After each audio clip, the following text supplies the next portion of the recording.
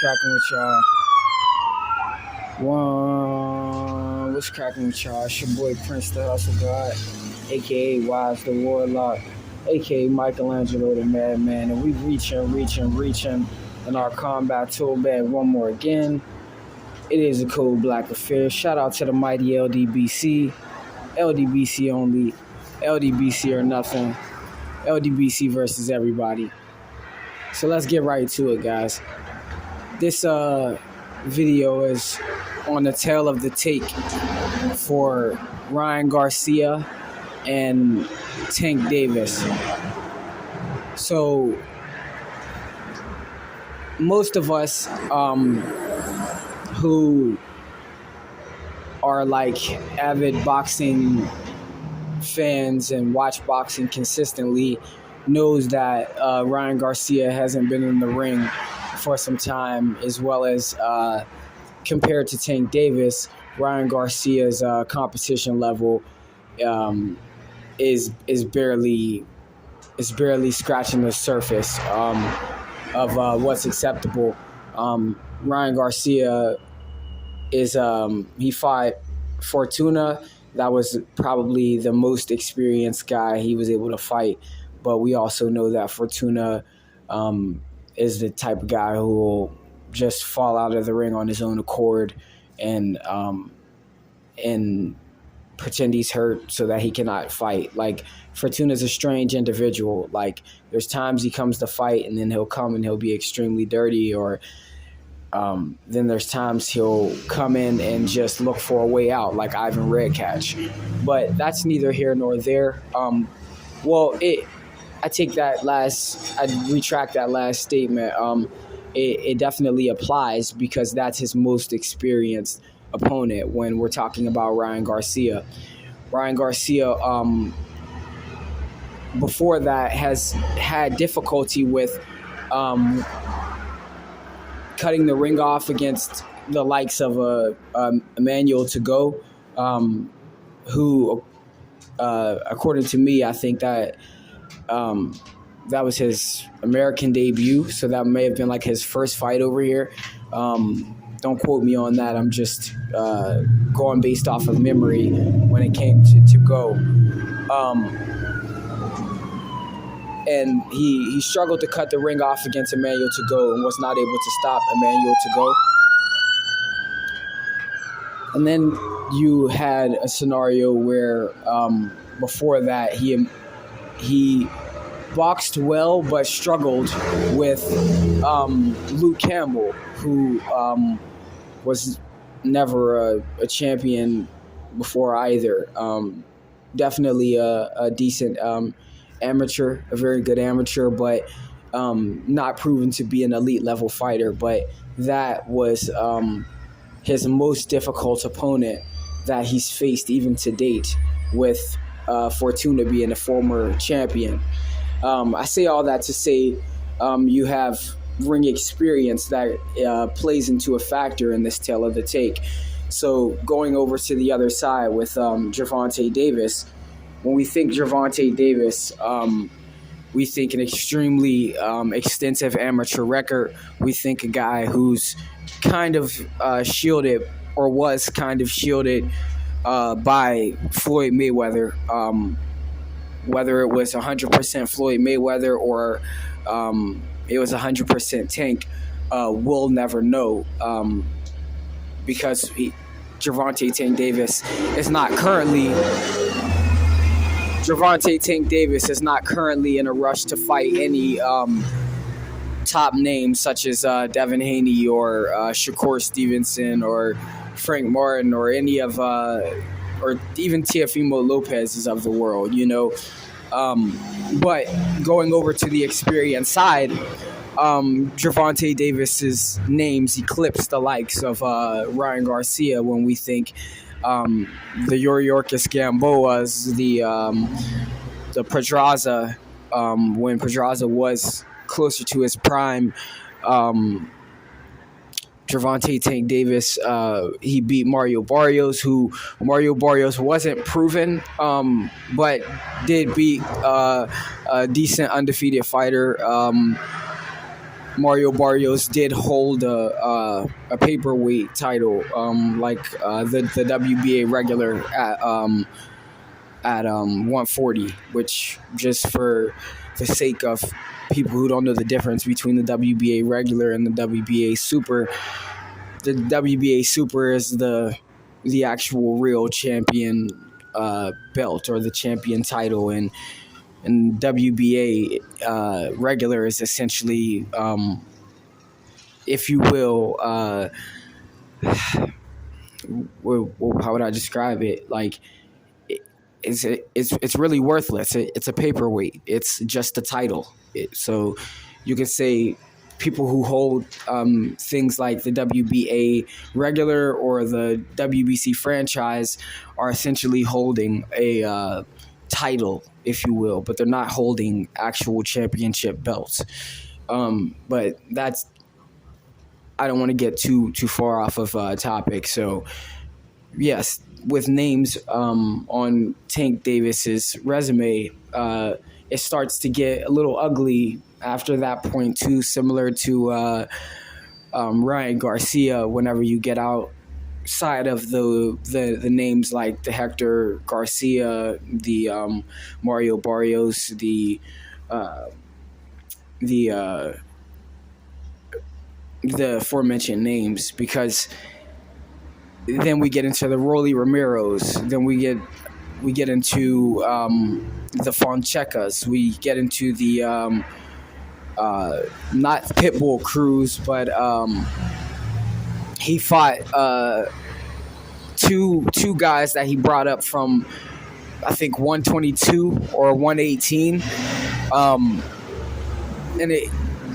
and then it just starts to get a little sus from there. So but we can say we haven't seen Tank Davis struggle with any of them. We've seen Tank Davis get everyone out of there. Tank Davis hurt his hand in a Pitbull Cruz fight, but essentially won most of the rounds and controlled the fight and still walked away victorious. But getting into the actual tale of the tape, we have Ryan Garcia, who's tall as hell, maybe 5'10", 5'11". Tank Davis, who's listed at 5'5", 5'6", but more like 5'5", 5'4". Arm reach of Tank probably about 68 inches, and you have Ryan Garcia, whose arm reach is probably closer to a 70, 74 long arms. Ryan Garcia's best attribute is his left hook. Being a orthodox fighter, Tank's his best punch, I'll say. I won't say his best attribute, but his best punch is his left uppercut. But more so than Ryan is, most of his knockouts come from his left hook.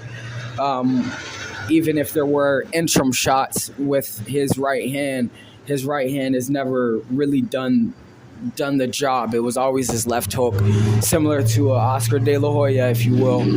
But when you think Tank, he's knocked a lot of people out with his left uppercut, but he's knocked people out with a right uppercut, with a right hook, with a left overhand, with essentially all of the punches at all of the ranges. So the sheer advantage goes to Gervonta Davis just based off of that alone. But then when we get into ring IQ, when we get into elusiveness, when we get into mobility, Tank Davis checks all of those boxes. The actual ability to box, the actual ability to think, the actual ability to move. And though we've seen a lot of fights where Tank Davis essentially gives up rounds, Tank Davis is still undefeated. He still manages to always find a way and solve the puzzle in front of him. And Ryan Garcia is also undefeated, but Ryan Garcia has always proven to us, outside of a few times going to decision, has always proven to us that his bread and butter, his means to victory, is his left hook. So